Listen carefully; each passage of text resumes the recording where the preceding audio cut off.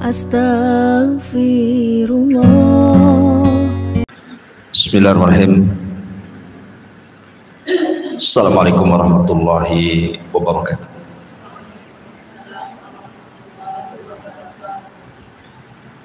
Alhamdulillah wassalatu wassalamu ala Rasulillah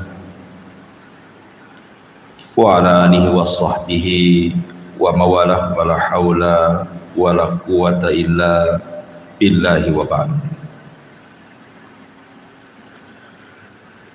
Alhamdulillah, di pagi menjelang siang ini kita bisa duduk kembali di Masjidul Hidayah dan kita masih membahas tafsir dari surah-surah pendek dalam juz amma, dan kita masuk pada hari ini pada surat yang ataupun surah Al-Insyiqaq.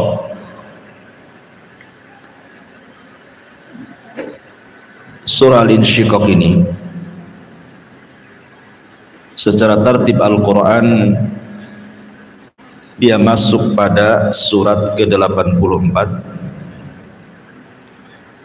dengan jumlah ayat 25, jumlah kalimat 108, jumlah huruf 436, dan surah Al-Insyiqaq ini termasuk surah dari surah-surah Makkiyah, turun setelah surah Al-Infitar. Ma'asyiral muslimat yang dimuliakan Allah Subhanahu wa taala, surat ini berbicara tentang beberapa perkara. Di antaranya adalah permulaan surat ini bicara tentang kejadian kiamat besar.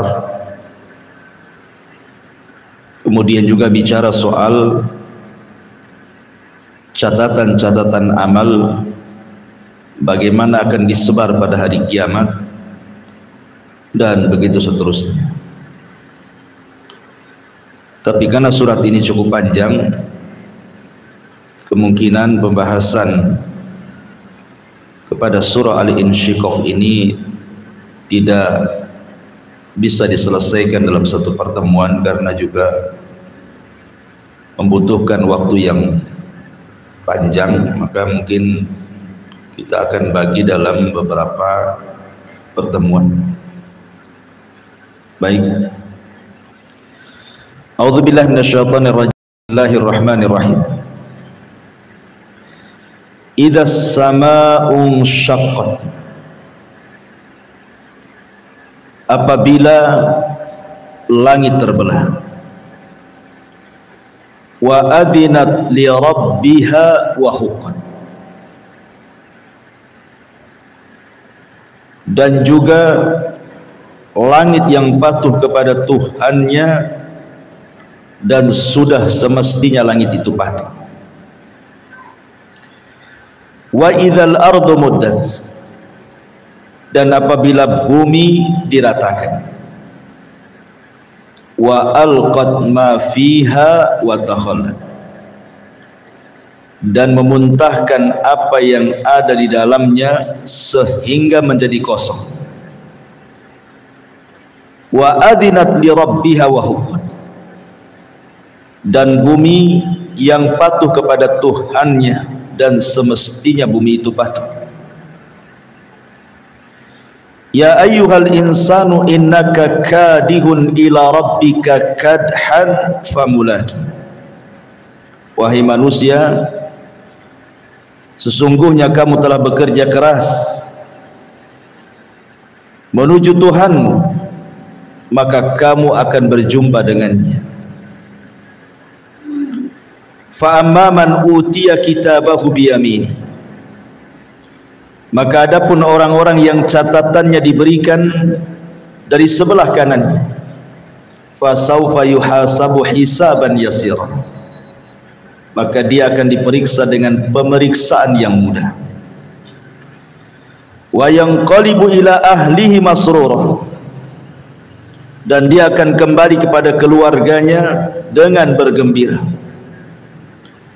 Wa amma man utiya kitabahu wara'a dhahri, adapun orang-orang yang catatannya diberikan di sebelah belakangnya, fasaufa yad'u thubura, maka dia akan berteriak, celaka aku. Wa yasla sa'ira, dan dia akan masuk ke dalam api yang menyala-nyala. Innahu kana fi ahlihi masrura, sungguh dia dahulu di dunia bergembira di kalangan keluarganya yang sama-sama kafir. Innahu dhanna alla yahud, sesungguhnya dia mengira bahwa dia tidak akan kembali kepada Tuhannya. Bala inna rabbahu kana bihi basira, tidak demikian, sesungguhnya Tuhannya selalu memperhatikannya. Baik, ma'asyiral muslimat yang dimuliakan Allah Subhanahu wa taala. Di sini Allah Subhanahu wa taala menjelaskan dua peristiwa besar saat terjadi kiamat. Pertama, peristiwa yang terjadi dengan langit, dan yang kedua, peristiwa yang terjadi dengan bumi.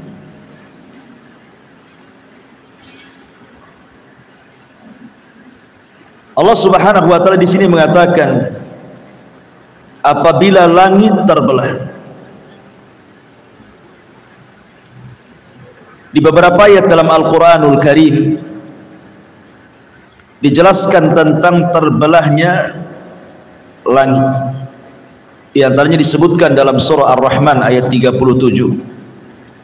Fa idzan syaqqatis sama fakanat wardatan kadihan. Maka apabila langit telah terbelah dan menjadi merah mawar seperti kilapan minyak. Kemudian terulang dalam surah Al-Haqqah juga ayat 16, wan syaqqatis sama'u fahiya yauma idzin wahiyah, dan terbelahlah langit karena pada hari itu langit menjadi lemah. Kemudian juga dalam surah Al-Infitar Allah mengatakan idzas sama'un fatarat, apabila langit terbelah.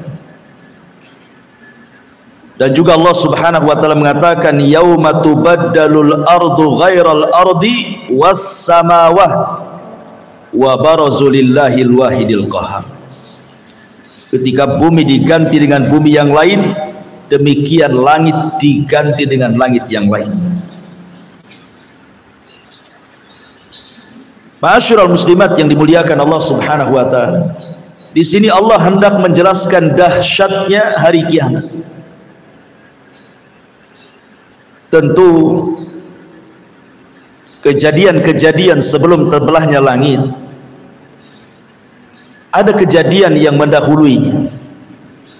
Di antaranya munculnya dukhan, munculnya asap hitam yang tebal yang menggelapkan bumi, dan itu tersebar di atas langit.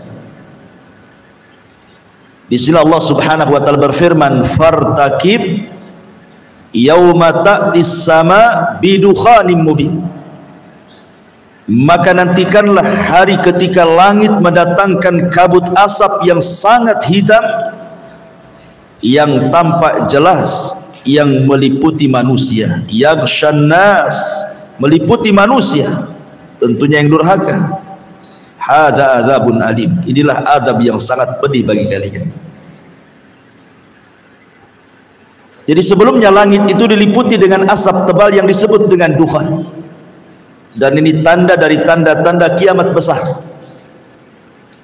Sebagaimana Nabi SAW mengatakan bahwa tidak akan terjadi kiamat sampai datang 10 tanda-tanda yang memulainya. Kemudian Nabi SAW menyebutkan secara acak, salah satunya adalah Rasul menyebutkan ad-dukhan, asap tebal yang akan meliputi semua langit sehingga menggelapkan bumi. Lah setelah asap langit itu, itulah tanda pertama kejadian langit. Karena ini termasuk tanda-tanda alamat kiamat besar. Apabila Allah Subhanahu wa taala kemudian mengizinkan Israfil untuk meniupkan sangkakalanya, maka disinilah terjadi idas samaun syaqqat. Tiba-tiba kemudian langit terbelah. Ma'asyiral muslimat yang dimuliakan Allah Subhanahu wa taala, isi langit itu adalah para malaikat, para nabi, ruh-ruhnya para nabi. Kemana ketika langit digulung dan dipecahkan itu? Ada yang mengatakan bahwa ruh-ruh para nabi mereka akan diletakkan di sebuah tempat namanya Illiyin bersama ruh-ruhnya orang-orang yang beriman. Adapun malaikat, maka mereka akan keluar dari langit lewat pintu-pintunya sampai ketika betul-betul langit sudah tidak ada malaikat lagi, barulah kemudian Allah Subhanahu wa taala pecahkan langit sehingga sudah tidak bisa menjadi atap bumi.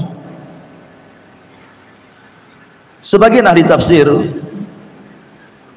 ketika memberikan catatan kepada ayat yauma tubaddalul ardu ghairal ardi was samawat, pada hari di mana Allah mengganti bumi dengan bumi yang lain serta Allah ganti langit dengan langit yang lain, yang dimaksud adalah langit akan dijadikan atap berbahan emas mengkilau.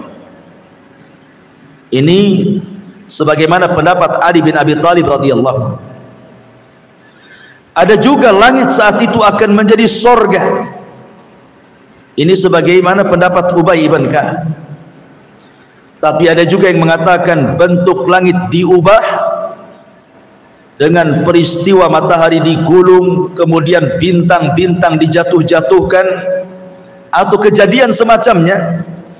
Dan ini merupakan pendapat Abdullah ibn Abbas radhiyallahu anhu. Tapi ada juga yang mengatakan bentuk perubahannya adalah langit ini akan berubah-ubah. Terkadang menjadi seperti luluhan perak atau seperti kilapan minyak. Dan ini seperti pendapat Al-Imam Ibnu Abdil Al-Ambari rahimahullahu ta'ala. Dan ada juga yang mengatakan bentuk langit diubah, artinya langit itu akan dilipat sebagaimana orang melipat kertas, sebagaimana Allah mengatakan yauma natwis sama, pada hari kami lipat langit seperti melipat kertas. Ada juga yang mengatakan langit akan terbelah sehingga tidak bisa menjadi atap bumi lagi. Inilah yang disebut idas samaun syaqqat. Langit terbelah dan tidak akan menjadi atap bagi bumi lagi. Langit yang kita lihat sekarang kan menjadi atap bagi kita, bagi atap orang-orang yang hidup di bumi. Sebagaimana Allah Subhanahu wa taala mengatakan, wa ja'ala lakumul arda firasya was sama banah. Dan kami jadikan langit itu sebagai bangunan atap untuk kalian. Tapi nanti ketika langit itu pecah, maka sudah tidak jadi menjadi atap bagi bumi lagi. Dan sudah tidak indah lagi. Kenapa? Karena langit juga sudah tidak ada berbintang lagi. Bintang dijatuh-jatuhkan. Kemudian matahari dan bulan disatukan. Kemudian langit pun digulung oleh Allah Subhanahu wa ta'ala. Itulah makna idas samaun syaqqat, apabila langit terbelah. Mana yang lebih dahulu, kehancuran bumi atau kehancuran langit? Sebagian para ulama mengatakan bahwa kehancuran bumi lebih dahulu dibandingkan kehancuran langit. Sebagaimana penciptaan juga dimulai dari bumi kemudian langit, maka saat penghancuran juga sebagian ulama mengatakan bahwa bumi dihancurkan dulu kemudian baru langit dihancurkan. Ketika Allah Subhanahu wa taala berfirman dalam surah Al-Insyiqaq di sini, di mana Allah Subhanahu wa taala katakan dalam ayat selanjutnya, Allah mengatakan apabila langit dipecahkan, kemudian langit akan taat kepada perintah Allah Subhanahu wa taala, maka sama seperti langit dipecahkan, bumi pun sama. Jadi kurang lebih saja nasib bumi dengan langit itu juga sama-sama akan dipecahkan oleh Allah Subhanahu wa taala. Karena Allah mengatakan wa idzal ardu muddat, dan apabila bumi itu diratakan. Di dalam Al-Quran Allah mengatakan, kalau tidak salah dalam surah Al-Muzammil, ya, alam naj'alil arda kifata, alam naj'alil arda kifata, bukankah kami jadikan bumi itu kifata. Begini bu kifata itu, ini tisu. Sekarang bumi yang kita pijak itu seperti tisu. Saya lipat seperti ini, kemudian seperti ini, kemudian seperti ini, kemudian seperti ini. Ini namanya kifata, ya. Jadi bumi yang sekarang ini bentuknya kifata, dilipat oleh Allah Subhanahu wa taala. Tapi nanti pada hari kiamat wa idzal ardu muddat, apabila bumi membuka lipatannya kemudian dihamparkan, nanti pada hari kiamat bumi akan dibuka lipatannya sehingga posisinya akan menjadi lebih lebar dan lebih panjang seperti ini, ya. Jadi bumi yang kecil nanti pada hari kiamat akan terbentang seperti ini, lebar sekali, panjang sekali. Itulah makna wa idzal ardu muddat. Setelah Allah mengatakan alam naj'alil arda kifata, bukankah kami telah jadikan bumi itu dilipat. Tetapi nanti pada hari kiamat wa idzal ardu muddat, ketika bumi kemudian dihamparkan dari lipatannya. Kenapa seperti itu? Karena nanti pada hari kiamat manusia yang pertama kali hidup, Adam alaihi salatu wassalam, dan yang terakhir mati, akan dibangkitkan, sehingga butuh tempat yang luas untuk mengumpulkan manusia sebanyak itu. Lalu bagaimana nasib bumi ketika dihamparkan itu? Bagaimana bisa terhampar seperti itu? Bukankah sebagian ulama mengatakan sekarang bentuk bumi itu adalah lonjong seperti telur, ada yang mengatakan bulat seperti bola, seperti bola mukawwar. Tapi nanti pada hari kiamat sudah tidak bulat ataupun lonjong lagi, tetapi menjadi terhampar. Wa idzal ardu muddat. Karena sebelum bumi dihancurkan itu dan diratakan, yang pertama kali dicabut apanya? Pasaknya. Ketika Allah Subhanahu wa taala ditanya dalam Al-Quranul Karim, yas'alunaka 'anil jibal, mereka bertanya-tanya kepadamu wahai Muhammad tentang nasib gunung. Qul, katakan ya Muhammad, kata Allah, bagaimana nasib gunung? Yansifuha rabbi nasfa, maka semua gunung yang ada di bumi akan dicabut satu persatu, kemudian diangkat ke langit dan tidak berbeban lagi. Sekarang gunung itu bebannya sangat berat karena isinya batu. Tapi nanti pada hari kiamat ketika dicabut kemudian diterbangkan ke langit dan ditubrukkan satu gunung dengan yang lainnya, maka Allah Subhanahu wa taala mengibaratkan kapas yang berhamburan di terjang angin. Sudah enggak ada lagi berbeban lagi, enggak ada lagi berat. Sehingga kemudian ketika hanya tinggal abunya saja di langit, kemudian memenuhi bumi. Ketika itulah bumi idza zulzilatil ardu zilzalah, terjadi gempa, karena pasaknya sudah tidak ada. Yang terjadi adalah gempa. Gempa yang kita rasakan di negeri kita ini, di beberapa daerah, itu hanya tanda-tanda kecil dari tanda-tanda kiamat. Karena peristiwanya hanya di sebagian daerah, tapi tidak terjadi di daerah yang lain. Hanya terjadi di Jawa Barat saja, atau di Jogja dulu, atau di Aceh sebelum tsunami dan begitu seterusnya. Ya. Ini adalah tanda-tanda kiamat kecil. Dan itu disebutkan dalam sebuah hadis. Nabi SAW mengatakan, la taqumus sa'ah, tidak mungkin tegak hari kiamat sampai dicabutnya ilmu. Kemudian wa yaktsur az-zalazil, dan banyaknya gempa di mana-mana. Artinya bahwa ini tanda-tanda kiamat kecil yang terus berulang, akan terus berulang ya. Makanya sering saya katakan bahwa peristiwa gempa, peristiwa tsunami jangan dipahami hanya sekedar peristiwa alam saja, tetapi Allah Subhanahu wa ta'ala mendatangkan peristiwa-peristiwa seperti itu liyukhawwifu ibadah, sebenarnya untuk menakut-nakuti hambanya. Jadi kalau ada gempa, tsunami, banjir, angin puting beliung dan yang semacamnya, itu sinyal dari Allah. Allah sedang menakut-nakuti hambanya sebenarnya. Apakah hamba yang ditakut-takuti itu takut dan kembali, ataukah hamba yang ditakut-takuti tidak takut dan tidak kembali, sehingga Allah kemudian akan mengirimkan azab yang jauh lebih dahsyat dibandingkan yang pertama ya. Tapi nanti pada hari kiamat Allah Subhanahu wa ta'ala mengatakan, idza zulzilatil ardu zilzalaha, zilzalnya diidhofahkan kepada bumi. Allah tidak mengatakan idza zulzilatil ardu zilzalan, tidak, tetapi zilzalaha. Hadis ini kata ganti kembali kepada bumi. Artinya yang gempa itu bukan satu daerah, tapi satu bumi, gitu maksudnya. Sehingga tidak ada tempat untuk menyelamatkan diri. Kalau sekarang di sana ada gempa, kita bisa ke daerah yang lain yang tidak gempa. Tapi ada pada hari kiamat itu kan semua gempa masalahnya.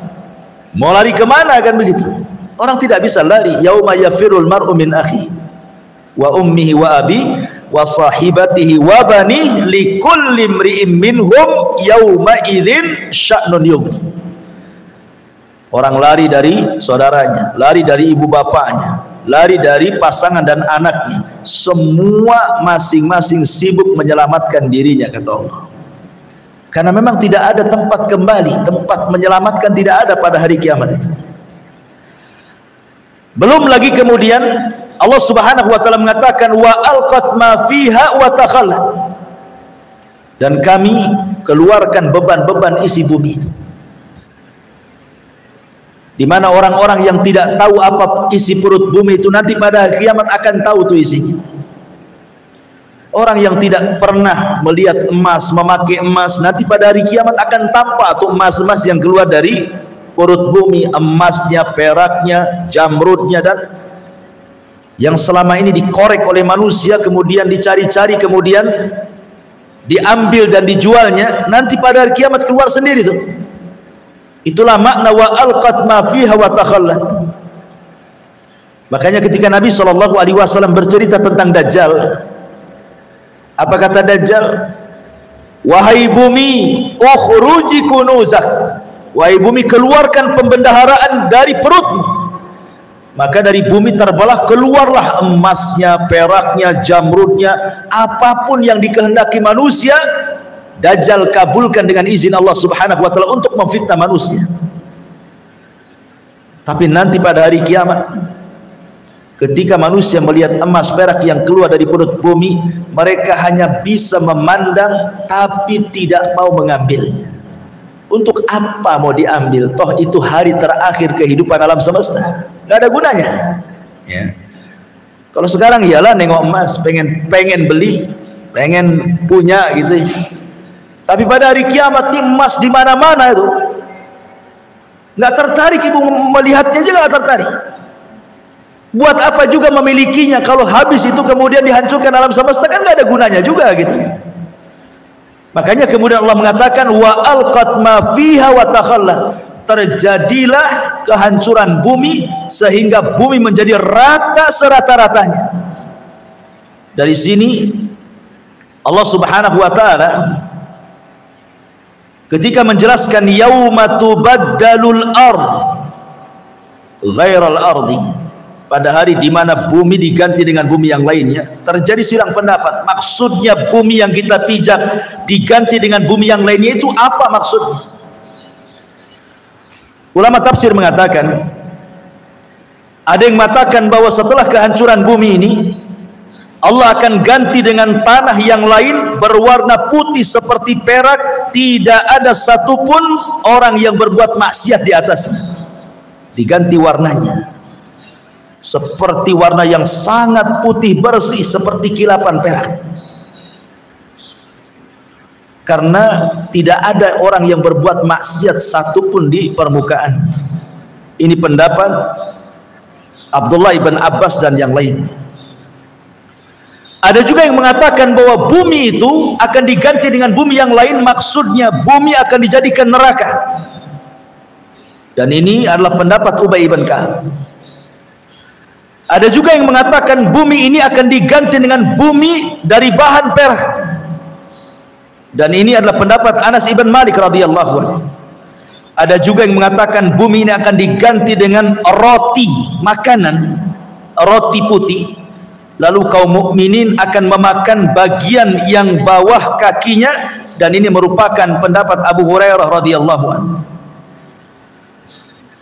Ada juga yang mengatakan bahwa roti itu akan dimakan kaum muslimin sampai hisab mereka selesai. Jadi ketika orang-orang kafir tidak diberikan makan, pada waktu berkumpul di padang mahsyar, maka kaum muslimin diberikan makanan dengan memakan bumi yang dipijaknya itu sampai selesai hisab. Ada juga yang berpendapat seperti itu. Tetapi pendapat yang al-adhar yang lebih mendekati kebenaran, wallahu a'lam, artinya bumi diganti itu diganti bentuknya. Yang tadinya bulat menjadi terhampar, yang tadinya terlipat dibuka lipatannya, dan warnanya sangat putih bersih karena tidak ada orang yang berbuat dosa di situ. Disitulah manusia akan dibangkitkan, dan disitulah terjadi pengumpulan manusia yang disebut dengan al-ba'ts wan nusyur, kebangkitan, dan manusia akan dikumpulkan di situ. Nah, setelah kemudian Allah hancurkan bumi, barulah kemudian Allah hancurkan langit. Allah ratakan langit itu, kemudian Allah jatuhkan bintangnya. Wa idzan nujumun tasharat, satu galaksi dengan yang lainnya dihancur-hancurkan, ditabrak-tabrakan. Apa yang terjadi? Hancur, berantakan, gak jelas. Baru kemudian Allah gulung langit itu. Yang tidak dijatuhkan itu cuma dua. Apa itu? Matahari dan bulan. Tetapi Allah akan gabungkan matahari dan bulan itu, sebagaimana Allah mengatakan wa jumi'asy syamsu wal qamar, pada hari ketika kami gabungkan matahari dan bulan, dan kelak matahari dan bulan yang digabungkan itu akan diletakkan 1 mil di atas kepala manusia di padang mahsyar, gitu ya. Idza samaun syaqqat, apabila langit dibelah. Wa adinat li rabbiha wa huqqat, dan apabila langit patuh kepada Tuhannya, dan sudah semestinya langit itu patuh. Subhanallah. Allah subhanahu wa ta'ala mengatakan, a antum asyaddu khalqan amis sama' banaha, kata Allah. Apakah penciptaan engkau wahai anak Adam lebih hebat, lebih dahsyat dibandingkan penciptaan langit? Tentu penciptaan langit lebih hebat, lebih dahsyat dibandingkan penciptaan kita.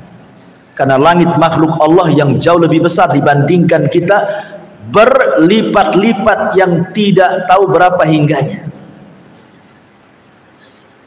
Jangankan kita, bumi saja apabila dibandingkan langit ibarat cincin dilempar ke padang pasir, kan?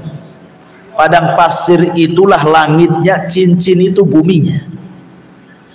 Itu bumi, Bu, kalau dibandingkan dengan langit. Sekarang perbandingan ibu sendiri dengan langit kira-kira seperti apa? Mungkin tidak ada titiknya tuh. Kalau peta itu tidak ada pulaunya tuh. Saking kecilnya gitu.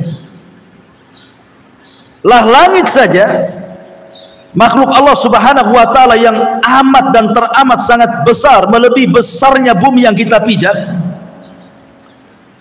Bagaimana Allah Subhanahu wa taala menjelaskan ketaatan langit dan bumi di hadapan Allah Subhanahu wa taala. Perhatikan dalam Al-Qur'an, "Tsumma stawa ilas sama wa hiya dukhan faqala laha walil ardi tiyana tau'an au karhan qalata ataina ta'in."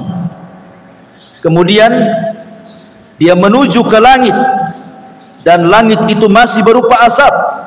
Lalu Allah Subhanahu wa taala berfirman kepada langit dan bumi, "Datanglah kalian berdua menurut perintahku, suka atau tidak suka." Maka langit dan bumi mengatakan, "Kami datang kepadamu ya Rabb dengan penuh kepatuhan."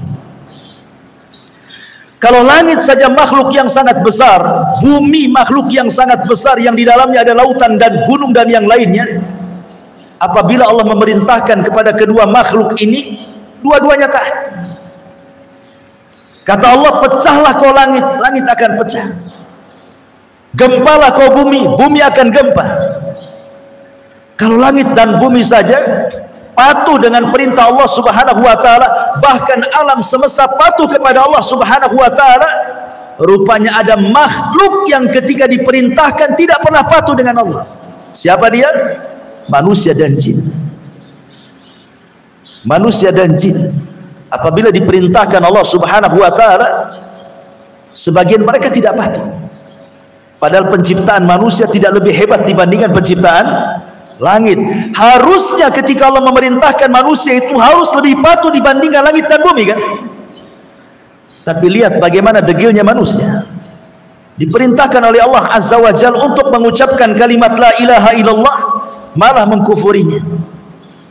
Diperintahkan oleh Allah untuk membaca Al-Quran, malah ditutupnya Al-Quran itu. Diperintahkan oleh Allah untuk sholat, malah tidak mau melangkahkan kakinya untuk melaksanakan sholat, dan begitu seterusnya.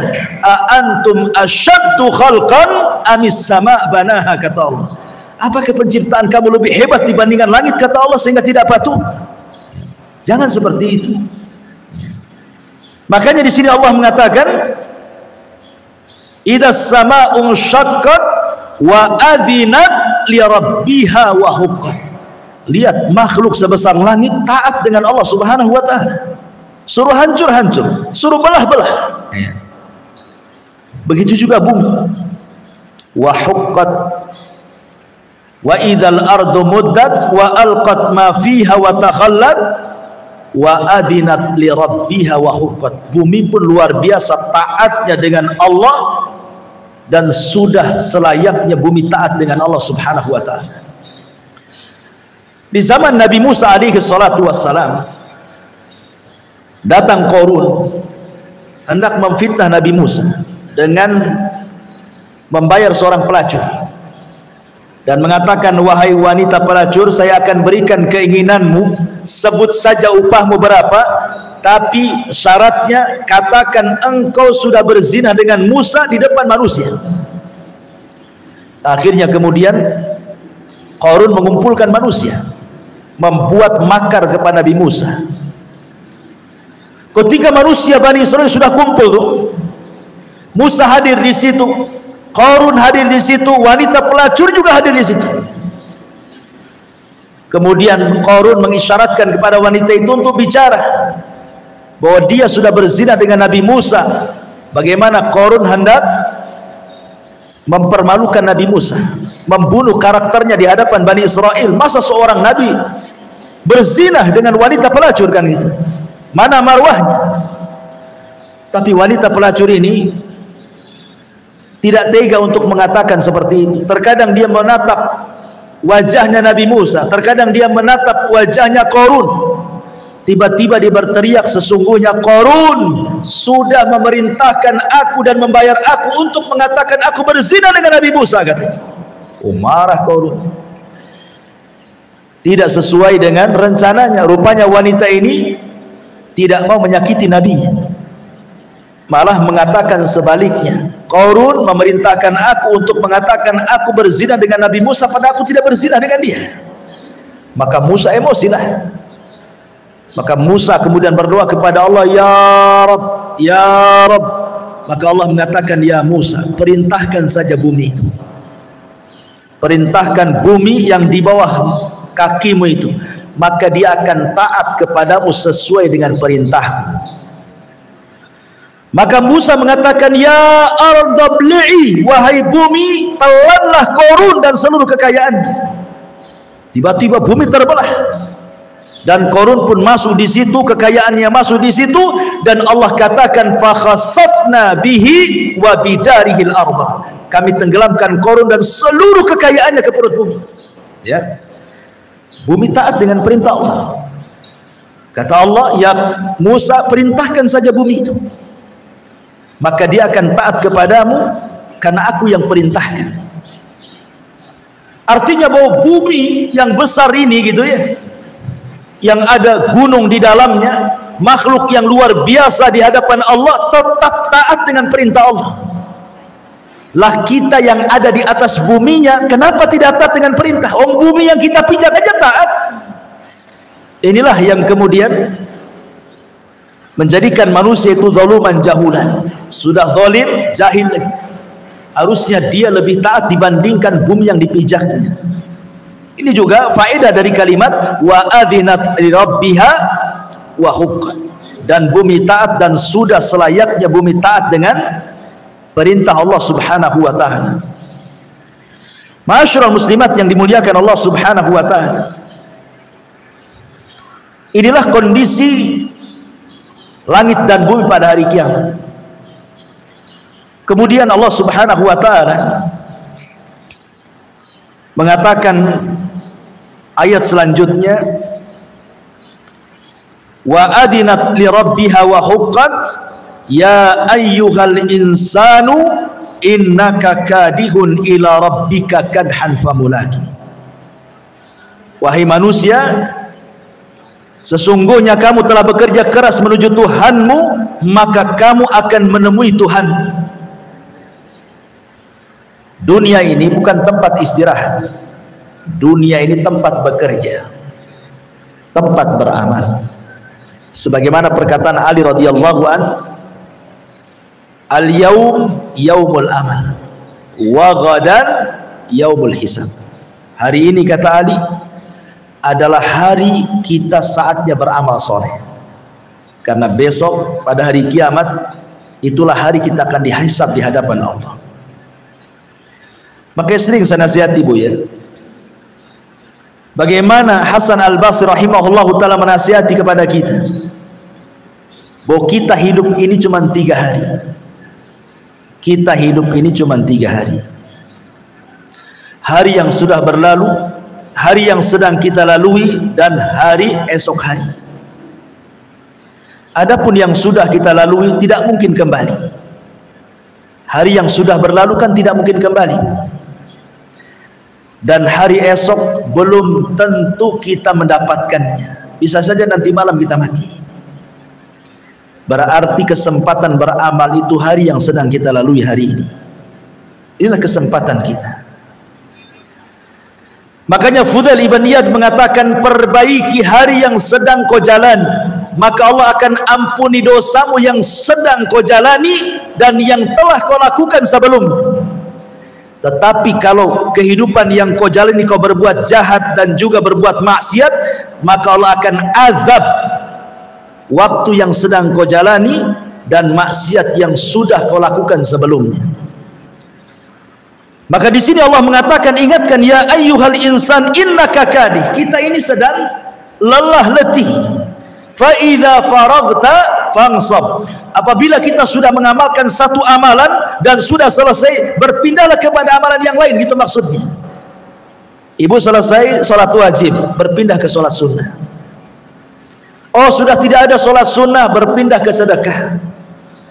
Oh, berpindah ke zikir, ke tasbih, ke yang begitu seterusnya. Jadi jangan sampai kemudian menganggur setelah melakukan sholat wajib, sudah tidak ada aktivitas. Bukan begitu seorang mukmin itu. Fa idza faragta fansab. Kalau sudah selesai dalam sebuah urusan, berpindah ke urusan yang lain. Supaya apa? Supaya fa'amma man a'ta wattaqa wa saddaqa bil husna fasanuyassiruhu lil yusra.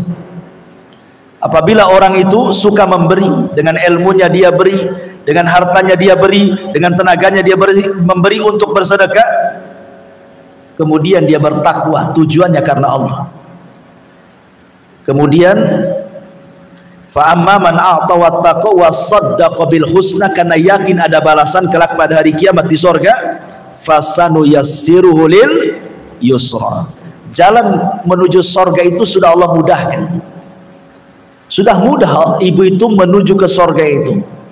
Allah katakan fasanu yassiruhu, lebih dimudahkan lagi. Padahal sudah mudah itu, Allah mudahkan lagi. Kan enak tuh.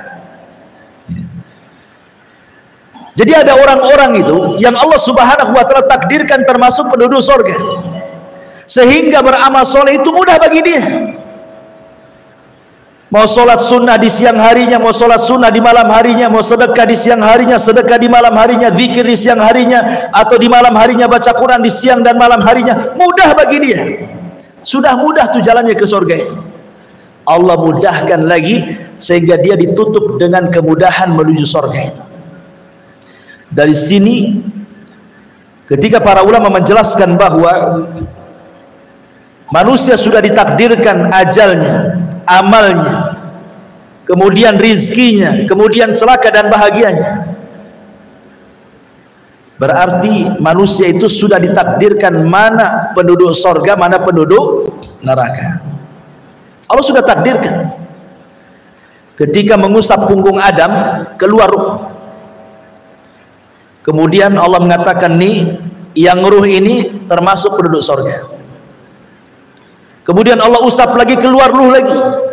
Kemudian kata Allah, yang ini penduduk neraka.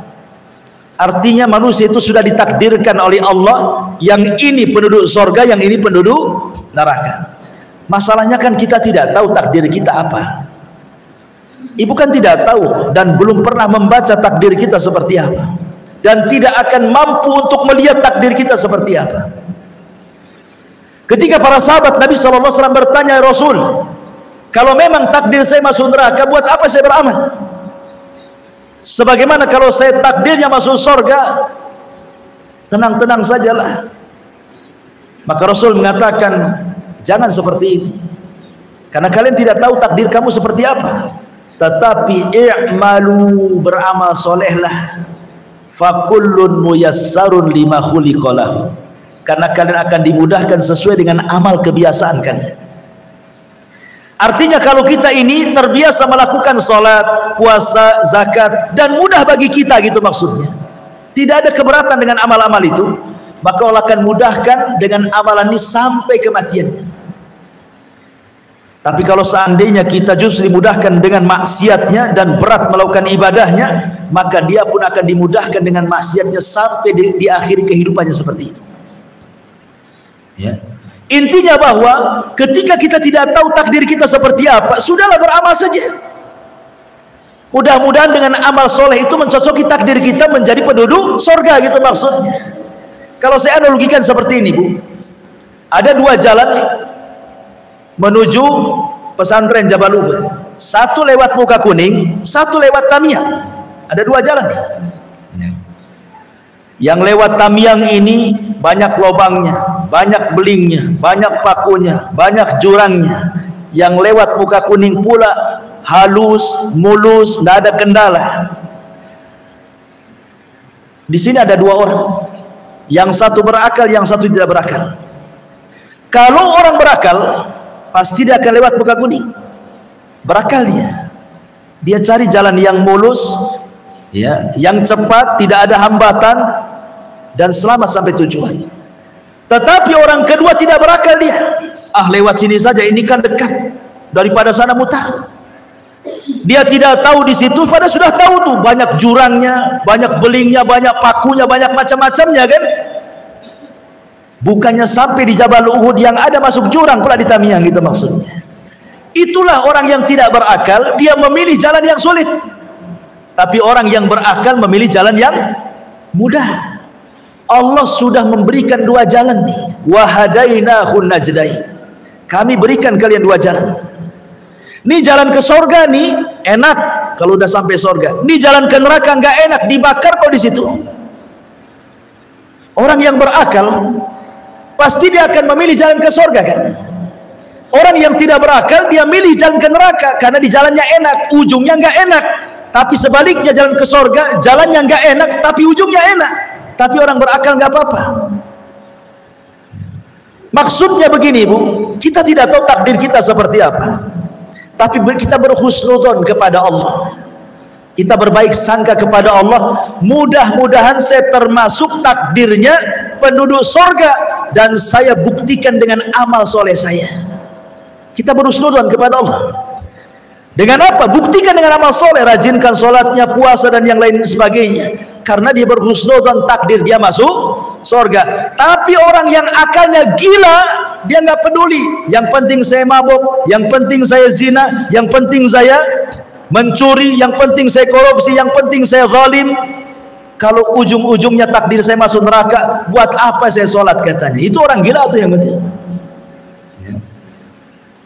Nggak seperti itu. Makanya Allah mengatakan di sini, ya ayyuhal insan innaka kadi. Kita ini semua lelah di dunia. Tetapi kelelahan itu akan merasa nikmat ketika apa? Ila rabbika kadhan famulaki. Ketika berjumpa dengan Allah. Ulama tafsir mengatakan kalimat kadhan famulakihi di sini ada hi, dhamir. Ya. Kata ganti, kembalinya kemana? Famulakihi.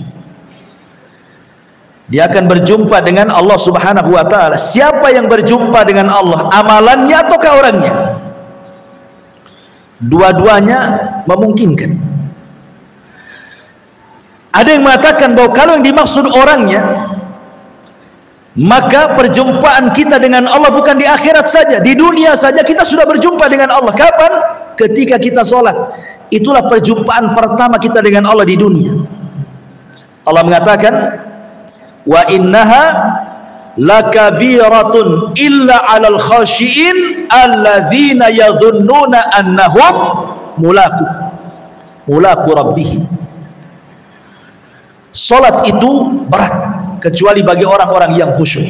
Siapa orang yang khusyuk kata Allah? Orang yang yakin ketika salatnya dia sedang berjumpa dengan Rabbnya. Dari sini menunjukkan bahwa salat itu hakikatnya perjumpaan kita dengan Allah. Berarti setiap hari 5 kali kita berjumpa dengan Allah dalam salat wajib kita. Belum salat-salat sunnahnya. Ya. Ini yang pertama. Yang kedua, perjumpaan kita dengan Allah kapan? Saat ruh dicabut. Ketika ruh kemudian dimasukkan ke kain kafan dari sorga dengan bau yang sangat semerbak sehingga melambung ke langit, kemudian dibukakan pintu langit pertama sampai ke 7, kemudian ruh ini dijumpakan dengan Allah dan catatannya mengikuti di bawahnya. Ketika berjumpa dengan Allah, apa kata Allah? Kembalikan ruh ini ke dalam jasadnya, naikkan catatannya, letakkan di tempat yang paling tinggi di Illiyin. Ini pertemuan kedua ruh kita dengan Allah Subhanahu wa ta'ala. Pertemuan yang ketiga di padang mahsyar, ketika Allah Subhanahu wa ta'ala datang dan mengatakan wa jaa rabbuka wal malaku saffan saffa. Dan ketika Rabbmu datang dan malaikat bersaf-saf, maka orang-orang yang beriman akan melihat Allah, dan itu ziyadatun nikmah, tambahan nikmat yang luar biasa. Belum masuk surga sudah memandang wajah Allah. Kemudian di surga, dan itulah nikmat yang paling besar. Tidak ada nikmat melebihi nikmat ru'yatullah, memandang Allah, dibandingkan nikmat surga itu sendiri. Dan itu setiap saat kita bisa memandang Allah sesuai dengan pertemuan kita di bumi. Siapa yang banyak berjumpa dengan Allah di bumi dalam salatnya, maka dia paling banyak memandang wajah Allah di surga. Al jaza min jinsil amal, balasan itu sesuai dengan amalannya. Ini kalau yang dimaksud adalah pelakunya. Tapi kalau yang dimaksud amalannya, famulaki itu maksudnya amalannya, akan berjumpa seseorang dengan amalannya. Maka ini pun terjadi di bumi, karena amalan seseorang itu membawa pengaruh, kan gitu. Amalan seseorang itu membawa pengaruh. Orang kalau suka berbuat baik, maka dia akan merasakan perubahan dalam dirinya. Artinya dia sedang menjumpai amalannya, pengaruh amalannya ada. Kemudian yang kedua, amalannya akan berjumpa dengan Allah ketika ruh naik, catatannya mengikuti di bawahnya. Maka kita akan berjumpa dengan amalannya. Kapan itu? Di alam kubur. Amalan itu akan menjelma menjadi manusia yang tampan dan cantik kalau perempuan, kemudian menemani kita sampai kiamat dibangkitkan. Ketika kiamat mau dibangkitkan, kita tanya, kamu ini siapa baik kali menemani aku dalam kubur ini? Maka orang yang tampan, yang indah, yang wangi, yang mengasihkan itu mengatakan, ana amaluka saleh, sayalah amal solehmu, sayalah solatmu, sayalah zakatmu, sayalah silaturahimmu, sayalah zikirmu, sayalah baca Quranmu, dan begitu seterusnya. Dia akan mendapatkan amalannya di kuburannya. Kemudian kelak pada hari kiamat, ketika catatan-catatan amalnya kemudian disebar oleh Allah Azza wa Jalla, maka orang-orang yang beriman akan mendapatkan amalannya dengan cara mengambil dengan tangan kanannya. Dengan bangganya dia mengatakan, ha umuqra'u kitabiyah. Oh, lihat, baca catatanku, saking bangganya dia, karena sudah tahu dia termasuk penduduk surga. Maka dia minta baca catatan saya, katanya, saking bangganya. Dan tentu ketika orang masuk surga, betul-betul dia akan mendapatkan amalannya dengan ditentukannya derajat di mana kita ditinggalkan di surga itu. Itulah yang dimaksud, ya ayyuhal insan innaka kadihun ila rabbika kadhan famulaki. Fa amma man utiya kitabahu biyamini. Adapun orang-orang yang catatannya diberikan dari sebelah kanannya, fasaufa yuhasabu hisaban yasira, maka dia akan diperiksa dengan pemeriksaan yang mudah, wa yanqalibu ila ahlihi masrura, dan dia akan kembali kepada keluarganya yang sama-sama beriman seraya bergembira, masing-masing bergembira masuk ke dalam surga. Wa amma man utiya kitabahu wara'a dhahri, adapun orang-orang yang catatannya diberikan dari sebelah belakangnya, fasaufa yad'u thubura, dia pun akan berteriak, celaka aku, celaka aku. Wa yasla sa'ira, dia pun akan dimasukkan ke dalam neraka, apinya yang menyala-nyala. Hisab di akhirat itu ada dua, ada hisab yasir dan ada hisab asir. Ada hisabnya mudah dan ada hisabnya sulit. Tapi di sana juga ada orang-orang yang tidak akan mendapatkan hisab, sebagaimana 70.000 orang yang masuk surga tanpa hisab. Jadi ada orang-orang yang tanpa hisab masuk surga direct begitu, langsung tanpa azab lagi. Tetapi kan tidak banyak, kebanyakan mereka adalah umat yang dihisab. Lah, hisab ada dua macam, hisab mudah dan hisab sulit. Hisab mudah ini dalam bentuk pertanyaan tapi tidak berhajat kepada jawaban, hanya mengakui nikmat saja. Ya fulan, dulu aku sudah memberikan kau harta yang banyak. Kata si fulan, betul ya. Dulu aku sudah berikan kau pasangan yang baik-baik. Kata dia, betul wa ya Rabb. Dulu aku berikan kau anak yang soleh dan soleh. Kata dia, betul wa ya Rabb. Jawabannya betul, betul, betul, betul. Ya. Dia hanya mengiyahkan atas nikmat yang Allah anugerahkan ketika di dunia. Itu hisabnya mudah tuh, yang kayak gitu tuh. Dia hanya mengiyahkan apa yang dikatakan Allah kepadanya. Tapi di sana ada hisab yang sulit. Kapan itu? Ketika terjadi perdebatan antara dia dengan Allah. Sebagaimana hadis Nabi SAW, manukisha halak. Barang siapa yang terjadi perdebatan dengan Allah, hancur dia, masuk neraka dia. Ya. Ketika Allah Subhanahu wa taala mengatakan, bukankah dulu aku berikan nikmat, kenapa kau tidak begini? Oh enggak begitu. Dia bantah. Ya. Seperti Allah Subhanahu wa taala mengatakan kepada para orang-orang yang mati syahid, orang-orang yang ahli sedekah, orang-orang yang pakar Quran, diperlihatkan nikmatnya kepadanya tuh. Kemudian Allah katakan, betul itu nikmatmu? Iya. Untuk apa? Sedang apa kau itu? Oh, saya sedang jihad untukmu. Kata Allah, kadzabta, dusta kamu. Oh iya Rabb, itu untukmu. Kadzabta, dusta engkau. Terjadi perdebatan.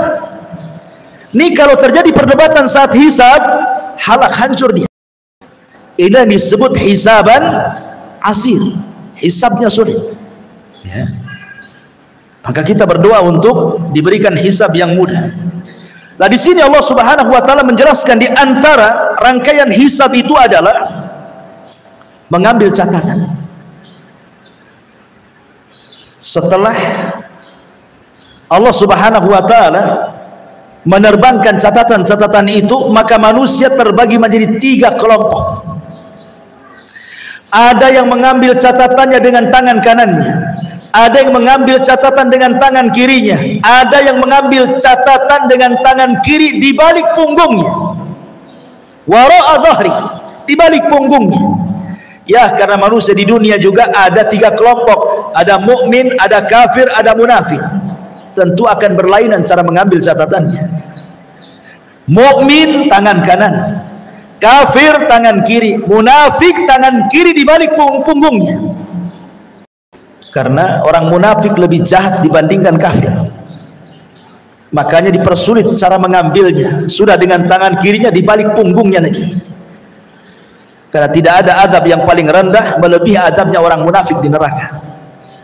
Tentu munafik i'tiqad di sini, munafik keyakinan. Lah orang-orang yang beriman apabila memandang catatannya, umpamanya dia pandang catatannya, ketika dia membaca catatan kebaikan, langsung bercahaya wajahnya. Dia baca lagi catatan kebaikan yang lain, makin bercahaya, makin bercahaya, makin bercahaya. Yauma tabyaddu wujuh wa taswaddu wujuh, kata Allah. Pada hari itu ada wajah-wajah yang putih dan berseri-seri. Wajahnya memutih, dan dia pun berseri-seri saking bahagianya. Tetapi orang kafir dan orang munafik i'tiqad itu, apabila dia baca catatannya dan semua keburukannya makin menghitam, yauma tabyaddu wujuh wa taswaddu wujuh, kata Allah. Wa taswaddu wujuh, ada wajah-wajah yang hitam-hitam semuanya. Makin dibaca makin hitam, makin dibaca makin hitam. Ya, maksiat di dunia itu menghitamkan hati. Satu kali maksiat Allah letakkan satu titik hitam di hati. 2 kali maksiat diletakkan titik hitam yang kedua di hati. 1000 maksiat, 1000 titik hitam diletakkan di hati. 1 juta maksiat, 1 titik hitam diletakkan di hati. Kalau hati sudah tertutup hitam, apa kata Rasulullah? Kalkub muzakhiyah, seperti kub. Ini kub. Kub itu artinya gelas. Muzakhiyah itu dibalik. Ya. Ini gelas ini kalau terbalik kayak gini, otomatis kan tertutup nih. Karena yang terbuka kan yang sebelah sininya. Kalau ditutup kan pantat gelas kan nggak ada lubangnya. Diisi apa saja nggak akan masuk tuh maksudnya. Diisi nasihat mental, diisi Quran mental, diisi hadis mental, dikasih nasihat mental semuanya. Itulah hati kalau hitam, kata Rasul, seperti gelas yang dibalik. Kalqubi muzakhiyah. Karena hatinya hitam, macam mana mau nerima nasihat? Maka sebagaimana hitamnya hati di dunia para pelaku maksiat, maka wajahnya dihitamkan pada hari kiamat. Tapi orang-orang yang beriman memutih badannya membesar sampai ketika fisiknya sama dengan Nabi Adam 70 hasta 60 hasta. Kemudian makin tampan seperti tampannya Adam. Maka selesai dia membaca catatan itu, wajahnya berubah musfir, bercahaya dari wajah yang putih itu.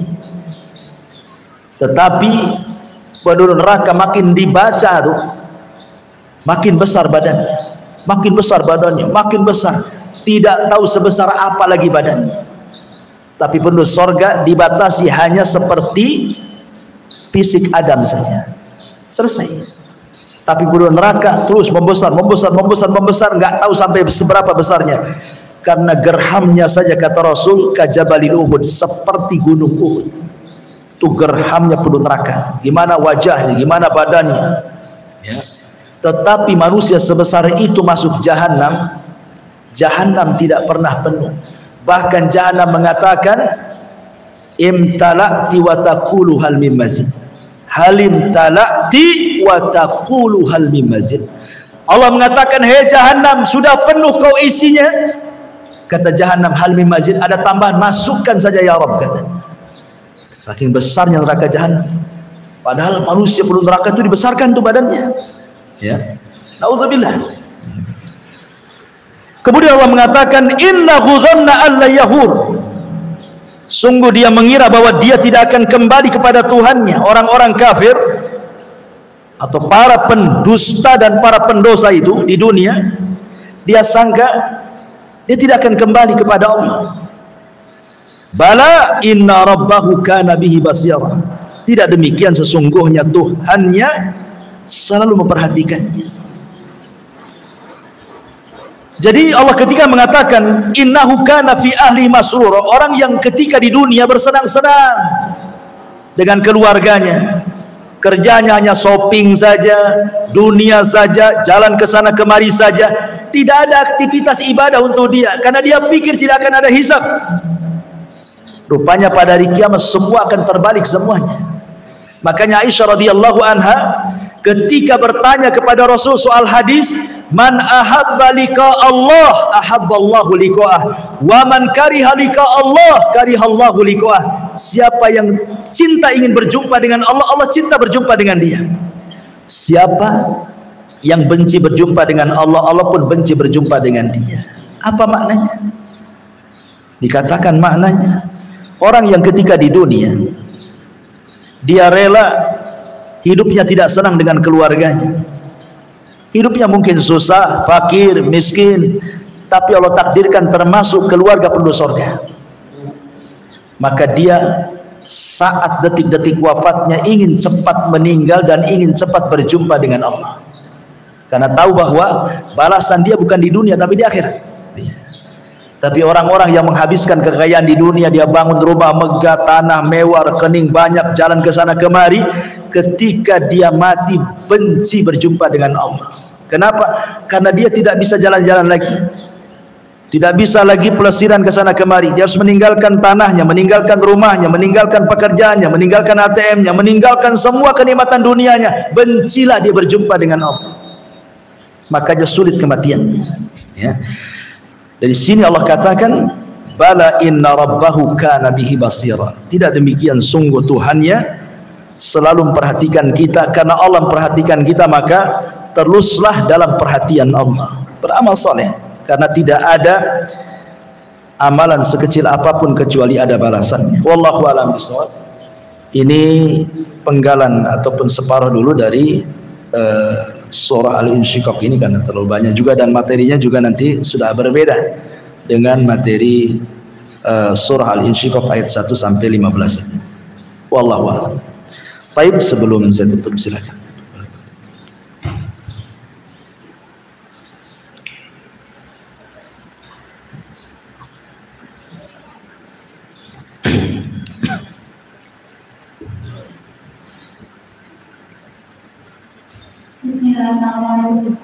Waalaikumsalam. Ya ayyuhal insanu innaka ladayna yang Ustaz bahas tadi, salah satunya dari penjabaran ayat yang tadi, yaitu orang-orang yang menerima catatan amal bagian dengan dan kaitannya pada ayat itu Ustaz bisa sampaikan, misal itu mudah dan sulit. Terus juga dikatakan ada 7 orang masuk surga yang Islam. Yang menanyakan, apakah pada ayat yang kelima ini Ustaz ada kaitannya dengan orang yang menerima catatan dengan pengakraman? Berarti dia salah satu orang yang masuk surga tanpa hisab itu Ustaz. Alhamdulillah. Orang masuk surga tanpa hisab, mereka tidak terkena hisab. Sementara proses hisab itu ya mencakup timbangan, penyebaran catatan amal, itu masuk dalam kategori hisab. Ya. Jadi orang masuk surga tanpa hisab itu keluar dari kuburan direct masuk surga dia. Oh, nggak ada proses-proses. Orang masuk surga tanpa hisab ini keluar dari kuburan langsung masuk surga. Itu maksudnya yadkhulunal jannah bighairi hisab wala. Tapi kalau orang masih di padang mahsyar, masih ada proses hisab, proses ini, proses itu belum masuk surga tanpa hisab dan adab. Berarti dia masih dalam proses orang-orang yang masuk surga dengan hisab. Berarti yang menerima tangan itu belum. Iya. Iya, itu proses hisab, berarti masuk surga dengan hisab namanya.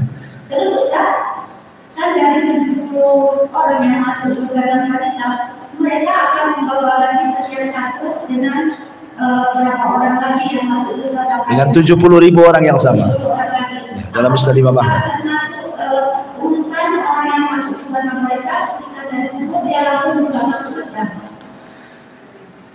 Ya, maksudnya setiap satu orang akan membawa sekian ribu lagi itu. Kalau tidak salah terdapat dalam Musnad Imam Ahmad.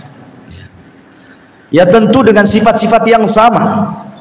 Karena Rasul kan ketika menyebutkan 70.000 itu tidak menyebutkan orang secara nama, tetapi menyebutkan sifat. Alladzina la yastarqun wa la yaktawun wa la yatatayyarun wa ala rabbihim yatawakkalun, kan begitu. Orang yang tidak meminta ruqyah, orang yang tidak minta kai, orang yang tidak tatayyur, dan orang yang kuat tawakalnya kepada Allah. Artinya sempurna tauhidnya. Makanya masuk surga tanpa hisab dan adab, karena sempurna tauhidnya. Kalau orang bisa melakukan, kalau di zaman kita agak sulit melakukan 4 perkara ini, terutama yang terakhir itu paling sulit sekali. Tawakal. Paling sulit tawakal. Ya, ibu saja tawakalnya masih sama suami nggak kerja pusing, besok makan apa katanya. Dari 70 dan kami membuat 70 lagi.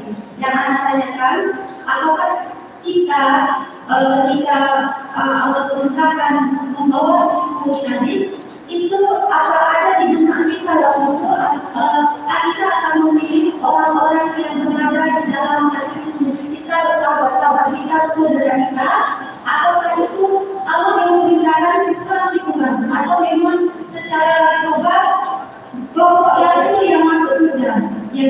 Wallahu alam, tidak ada keterangan para ulama soal itu, tetapi kita hanya mengacu kepada zahir hadis.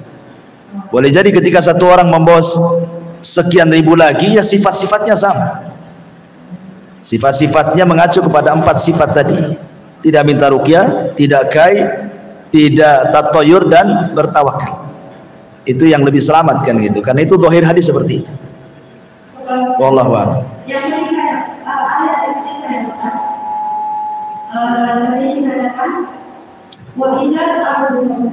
Tadi Ustaz jabarkan bumi itu dilipat-lipat seperti yang Ustaz perumpamakan tadi. Kemudian bumi itu dihamparkan. Itu ketika bumi dihamparkan, pada waktu itu kan sudah hari kiamat, Ustaz. Nah, yang ditanyakan berarti pada masa bumi dihamparkan itu tidak ada lagi yang namanya semua cerita Allah itu tidak ada, Ustaz. Sudah mau dicari harus kan, tidak semuanya. Iya. Terus ketika bumi yang gambarkan dilipat-lipat, apakah waktu itu yang sekilas gunung itu termasuk di dalam lipatan-lipatan itu, Ustaz? Baik. Ya, alhamdulillah. Bumi apabila dihamparkan ini sudah selesai. Sudah selesai terjadi kehancuran alam. Karena ketika terjadi kehancuran alam, bumi tidak berbentuk lagi. Gunung dicabut, laut ditumpahkan, bumi digempakan. Macam mana bentuk bumi itu? Dan itu kehancuran itu selama 40, tanpa menyebut 40 hari, 40 bulan, 40 tahun. Wallahu a'lam. Karena hadis Abu Hurairah mengatakan antara tiupan sangkakala pertama ke kedua itu jaraknya 40. Kata sahabat Abu Hurairah, kau kan mendengar dari Nabi, apakah 40 tahun? Kata Abu Hurairah, fa'abaitu, aku enggak menjawabnya. 40 bulan, fa'abaitu, aku pun enggak menjawabnya. 40 hari, aku pun enggak menjawabnya. Tetap yang jelas di angka 40 itu. Baru setelah selesai selama 40 tadi, berarti kemudian bumi didatarkan. Sudah tidak ada lembah, tidak ada bukit, tidak ada gunung. Tidak ada yang merendah, tidak ada yang meninggi. Tidak ada lautan, tidak ada danau. Semua dalam bentuk tanah. Itu yang disebut mahsyar namanya. Padang mahsyar. Manusia akan dikumpulkan di situ. Sudah nggak ada lagi lautan, nggak ada lagi danau, nggak ada lagi bukit, nggak ada lagi gunung. Tidak ada yang merendah, tidak ada yang meninggi. Tidak ada gunung, tidak ada bukit, tidak ada lembah. Semua rata. Ya, maksudnya disitulah manusia akan dibangkitkan. Wa akhrajatil ardu athqalaha, dan kami keluarkan beban-beban isi bumi ke permukaan, maksudnya jasad-jasad manusia itu dikeluarkan. Setelah jasad-jasad dikeluarkan, bagaimana caranya? Sebelum Allah keluarkan, Allah turunkan hujan kepada bumi yang sudah datar itu, putih bersih seperti tepung itu. Allah turunkan hujan. Hujan inilah yang kemudian mengenai setiap tulang ekor manusia. Karena manusia itu akan dibangkitkan dari tulang ekornya. Terkadang tulang ekor itu tidak kelihatan kecuali dengan alat khusus, kecil gitu ya. Mungkin seperti kalau kita buka kaca, kemudian datang matahari, di situ ada debu-debu kecil yang tidak bisa dilihat kecuali ada matahari kan. Lah itu tulang-tulang ekor yang tidak bisa dilihat mata. Dari situlah manusia dibangkitkan. Jadi setelah terkena hujan, maka akan bangkit semua manusia, kemudian ditumpahkan ke permukaan. Setelah semua ada di permukaan, jasad itu semuanya, di sini Allah firmankan, wa idzan nufusu zuwizat. Ruh yang ada di iliyin dilepas semuanya. Ruh yang ada di sijin, ruhnya orang kafir dilepas semuanya, melesat ke semua badan-badannya sejak zaman Adam sampai yang terakhir mati. Maka orang yang pertama kali bangkit adalah Nabi SAW. Ana awal man ansyaqtu bihil qabr. Aku yang pertama bangkit dari kuburan. Kemudian aku melihat Nabi Musa sedang bersandar. Aku tidak tahu apakah dia dulu ataukah aku, kata Nabi. Dan pada hari kiamat ketika dibangkitkan, khufatan, tidak beralas kaki, khufatan, tidak bersandal, uratan, tidak berpakaian, khufatan, uratan, ghurlan, buhman, tidak beralaskan kaki, tidak berpakaian, kembali tidak ada di khitan, buhman, tidak membawa sehelai harta di badan, dan posisinya dikembalikan kepada seperti sebelum disunat. Kenapa? Untuk mempertanggungjawabkan semua badan. Makanya yang tadi sudah disunat dikembalikan lagi, tidak di khitan, supaya mempertanggungjawabkan semua badan di hadapan Allah Azza wa Jalla. Nah, gitulah kondisi manusia, dan manusia ketika dibangkitkan sesuai dengan kematiannya. Wallahu a'lam. Iya. Ketika tadi Allah menyatakan dari semua tubuh sudah masuk kepada jasadnya, terus berkaitan dengan ayat yang terakhir kita bahas tadi, bahwa manusia menerima catatannya dengan tangan kanan, tangan kiri, dan tubuhnya. Karena yang memiliki yang kafir dan tubuh yang kafir. Terus kalau Anda tanyakan, apakah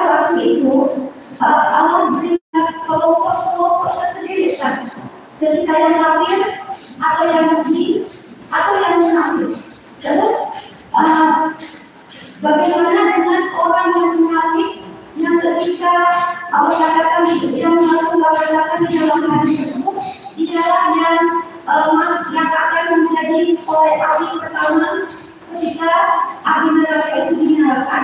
Akan itu termasuk diyakinkan orang munafik yang menerima neraka dengan umumnya ini. Ya, alhamdulillah. Allah mengatakan wasiqal ladzina kafaru ila jahannama zumara. Zumara itu artinya apa? Berkelompok-kelompok. Dan kami giring orang-orang kafir ke dalam neraka jahanam itu berkelompok-kelompok. Artinya Allah akan mengelompokkan, dulu yang nyembah batu sebelah sana, dulu yang nyembah matahari sebelah sini, dulu yang nyembah pohon mangga sebelah sini, dulu yang menyembah ular kobra sebelah sini. Jadi kelompok-kelompokan semuanya.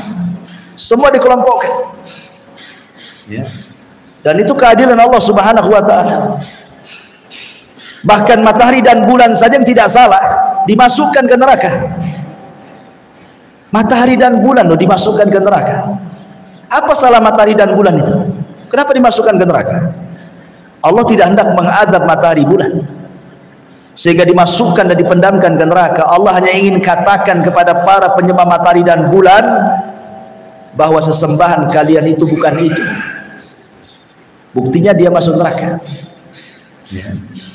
Bukan karena dosanya matahari dan bulan, tidak. Untuk membantah para penyembah matahari dan bulan bahwa itu bukan Tuhan. Makanya Allah mengatakan la tasjudu lisyamsi wala lilqamar wasjudu lillahi alladzi khalaqahunna in kuntum iyyahu ta'budun. Jangan sembah matahari dan bulan, sembahlah yang menciptakan keduanya kalau kalian betul-betul beriman. Semua akan dikelompokkan. Tetapi orang kafir langsung masuk ke dalam neraka. Yang tersisa hanya mukmin dan munafik. Di depan sirat itu hanya sisa mukmin dan munafik. Kenapa? Allah ingin membuat tipu daya dengan orang munafik saat melintasi titian itu. Sebagaimana di dunia dia bisa menipu orang yang beriman, merasa bisa menipu Allah, Rasulnya dan orang-orang yang beriman, maka Allah tipu nanti pada hari kiamat dia ketika melintasi titian itu. Dan itu ada dalam tafsir Al-Baqarah ketika menjelaskan tentang bagaimana Allah mempermisalkan orang-orang munafik dengan permisalan ma dan juga permisalan air itu. Wallahu a'lam. Adapun tentang masalah hadis man tusyira bihin nar, itu bukan termasuk orang munafik, tidak. Itu bercerita tentang orang yang beramal karena riya. Ya, karena riya. Gimana? Munafik di sini munafik kafir.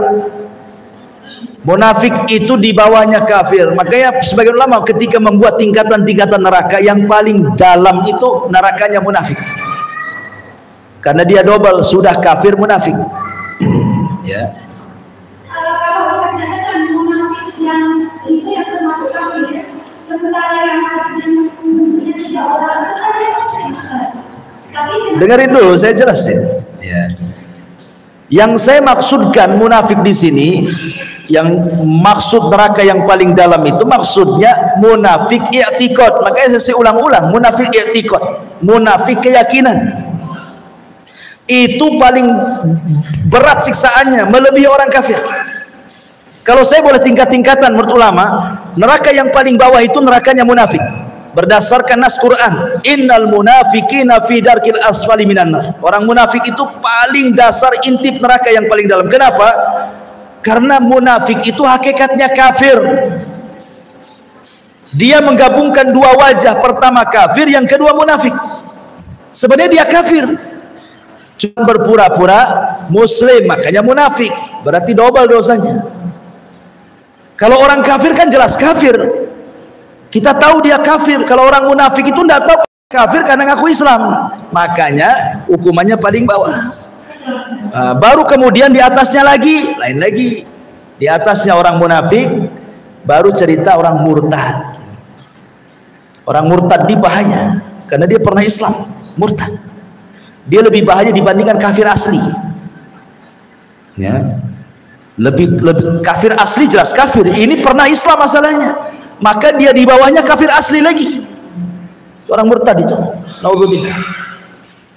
Ya, wallahu a'lam. Waalaikumsalam. Di luar tema boleh nggak? Boleh nggak jauh-jauh ya? Misalnya pengajian Ustaz, itu dengan satu hadis yang mengatakan kalau ada satu tahun yang berdosa, itu berdosa besar sama sekali. Kemudian Allah mengadakan dia yang tahu yang lain supaya berbuat dosa kemudian bertobat. Oke. Iya. Apakah pernyataan tersebut positif atau negatif atau kita kalau sebenarnya beribadah itu kita kan pengen mengusulkan kita menghindari dosa. Tapi saat dengan hadis ini apakah ini positif atau negatif gitu? Pernyataan dari menyenangkan dan negatifkan dengan kalau berdosa gitu. Iya. Oh iya. Bismillahirrahmanirrahim. Hadis itu ya jelas positif. Nggak ada hadis yang negatif itu. Kayak baterai aja. Positif negatif. Jadi semua positif, perintah positif, larangan pun positif. Semua positif dalam Islam itu. Maksud hadis itu, kalau seandainya satu dunia ini tidak ada yang berdosa, maka akan diwafatkan semuanya, diganti dengan kaum berdosa kemudian bertobat. Maksudnya apa? Ada syariat tobat, dan Allah suka dengan orang yang tobat.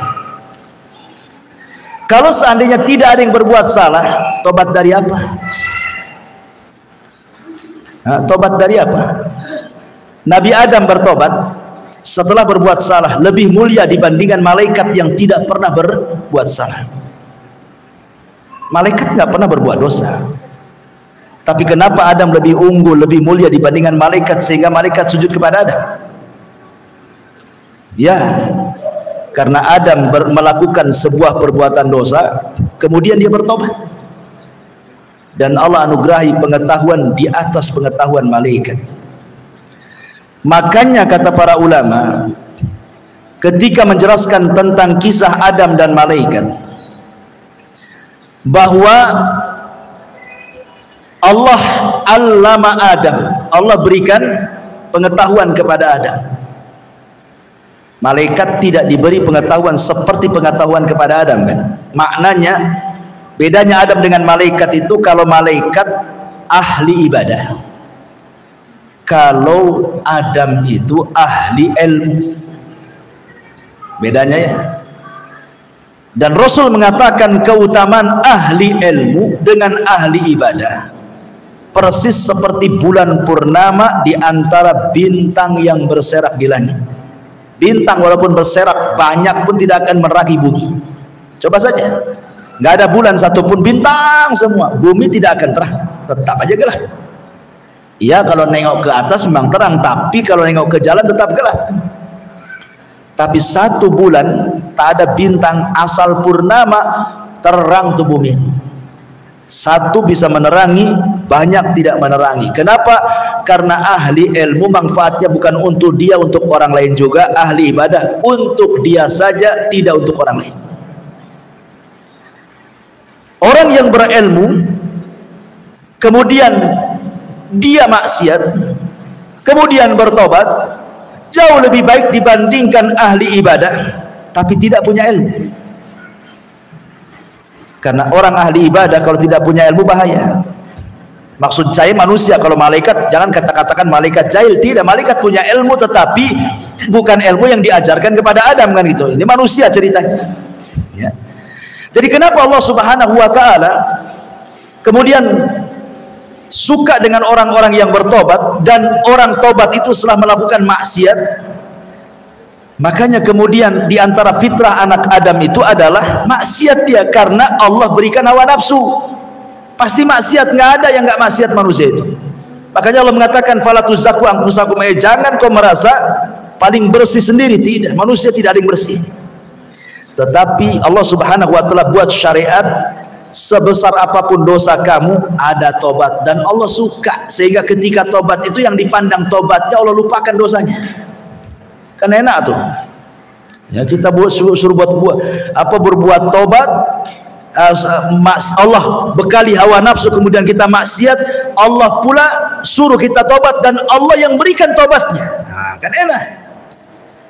Kalau orang tidak ada yang berbuat dosa, buat apa Allah ciptakan neraka surga? Apa gunanya? Kenapa ada surga dan neraka? Ya itulah gunanya di situ, supaya Allah menguji manusia juga kan. Jadi itu semua positif sebenarnya, positif ya, karena orang itu, Allah itu paling suka dengan yang orang-orang bertobat itu. Bahkan Allah lebih bahagia dengan orang yang bertobat dibandingkan orang yang hampir mati di tengah padang pasir karena kehilangan unta dan seluruh perbekalannya. Tiba-tiba ketika sudah putus asa mau mati, untanya di depan dia, apa nggak bahagia tuh? Tapi Allah lebih bahagia menerima tobat dibandingkan bahagianya orang ini katanya. Ada cerita nih, ada orang berjalan di padang pasir, makanannya, minumannya, bekalnya semua ada di atas unta. Kemudian dia tidur, untanya hilang. Dicari berhari-hari nggak ketemu. Sementara padang pasir itu lautan pasir, mau kemana? Ketika sudah hampir mau mati, dia sudah nggak ada lagi harapan hidup. Tiba-tiba pas dia nengok, ini untanya di sini.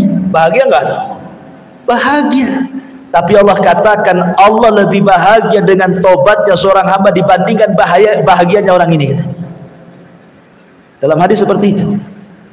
Ini aja sudah bahagia luar biasa, tapi Allah lebih bahagia lagi dengan orang yang bertobat. Dan tidak mungkin bertobat kecuali melakukan maksiat kan itu ya. Karena manusia itu pasti akan mengulangi dosanya, tidak dengan dosa yang sama, dengan dosa yang lainnya. Boleh jadi dia bertobat dari dosa yang sama, belum tentu dosa yang lain dia bisa menghindari.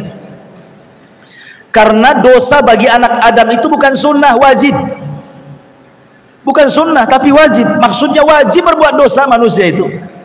Pandangan bisa memandang yang haram, telinga bisa mendengar yang haram, hidung bisa mencium yang haram, lisan bisa mengucapkan yang haram, kaki pula bisa melangkah yang haram. Itu semua pasti melakukannya. Tidak tangan ya kaki, tidak kaki ya mata, tidak mata ya telinga, kan begitu ya setiap hari. Oh oke, tidak semuanya, hati pula melakukannya, akal pula melakukannya ya. Jadi karena sebuah kewajiban dosa itu, makanya ada pintu tobat di situ. Dan Allah suka dengan orang yang bertobat. Jadi semua jadi positif kok. Wallahu a'lam. Ya. Kalau itu argumen kebab bumi itu karena sekarang apa itu bukan karena manusia yang sekali ini, manusia itu terima itu orang berbeda itu mengajukan juga anaknya sekarangnya bumi itu makanya ledaknya besar itu bukan dengan manusia itu bagaimana sebabnya itu. Yang kena gempa itu yang roboh rumahnya, bukan yang tidak sholat saja, yang sholat pun roboh gitu. Itu ya. Jawabannya gimana? Ya, Allah mengatakan dalam surah Al-Anfal, wattaqu fitnatal la tusibannal ladzina zalamu minkum khassa. Takutlah akan azab, akan fitnah. Kalau Allah timpakan, maka yang terkena bukan orang zalim saja, tapi orang baik pun terkena imbasnya. Kapan itu? Ketika al-amru bil ma'ruf dan nahyu anil munkar itu tiada di sebuah tempat. Ketika orang baiknya membiarkan kesyirikan, padahal dia tahu itu syirik. Ketika orang baiknya membiarkan penyelisihan sunnah, tahu itu menyelisih sunnah, diam saja dia. Ketika orang baiknya membiarkan perzinahan, membiarkan pelacuran, membiarkan homoseksual, LGBT dan yang semacamnya, mabuk-mabukan, narkoba dan semacam, dibiarkan saja, lu gua bahasanya. Yang penting saya nggak make, kau mau make terserah kau lah katanya. Ketika al-amru bil ma'ruf wa nahyu anil munkar terhenti, disinilah kalau fitnah datang jangan salahkan kalau bukan orang zalim saja yang kena, kalian pun orang baik kena. Karena tidak memerintahkan yang baik dan mencegah dari keburukan. Lihat ketika kita cerita tentang Ashabus Sabti, orang yang hidup di tepian laut dari kalangan Bani Israel. Ketika dilarang jangan cari ikan hari Sabtu, ada sebagian kecil yang kurang ajar dari Bani Israel ngambil ikan pada hari Sabtu. Sama orang-orang baiknya, jangan, nanti Allah akan azab kalian.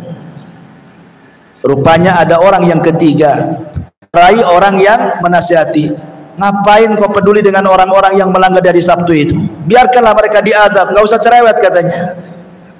Nih, ada 3 kelompok di sini.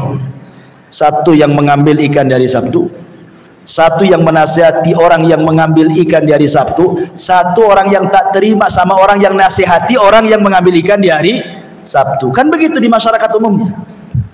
Ada 3 rumah. Yang satu lagi mabok, lagi nyetel musik kencang-kencang. Kata tetangga sebelahnya, nggak boleh itu, haram musik, haram itu, mabok, nggak boleh. Pising yang sebelahnya, bukan ikut menegur, malah datang ke yang menegur. Nggak usah, biarkan saja. Nah, gitu ya. Mesti manusia itu terbagi 3 tuh di masyarakat. Ya. Akhirnya yang menegur itu tidak mau kumpul sama orang yang ngambil ikan dari Sabtu, dipagar sama dia, di benteng. Kau hidup sama dia saja, saya hidup di sini, di benteng. Jadi yang di balik benteng, yang orang-orang yang suka nasihati, mereka nggak mau satu kampung, di benteng kampungnya. Sehingga yang satu kampung dengan orang-orang yang hidup mengambil ikan di hari Sabtu adalah orang-orang yang menasihati orang yang menasihati tadi, hidup satu dengan mereka. Rupanya datang azab Allah. Ketika datang azab Allah, Allah kutuk mereka jadi kera dan sebagian jadi babi. Orang yang mengambil ikan dari Sabtu jadi kera, orang yang melarang kepada orang yang melarang mengambil ikan dari Sabtu jadi babi dia. Nah, kan? Makanya terjadinya musibah, biar kita orang baik tidak terkena, makanya harus ditegakkan al-amru bil ma'ruf wa nahyu 'anil munkar. Jangan diam dari kemungkaran, gitu maksudnya. Ya, supaya tidak terkena imbas kalau Allah menurunkan fitnahnya kepada manusia. Wallahu a'lam. Taib, sudah Bu? Ya, sudah jam 10.45. Subhanallah bihamdika, asyhadu an la ilaha illa anta, astaghfiruka.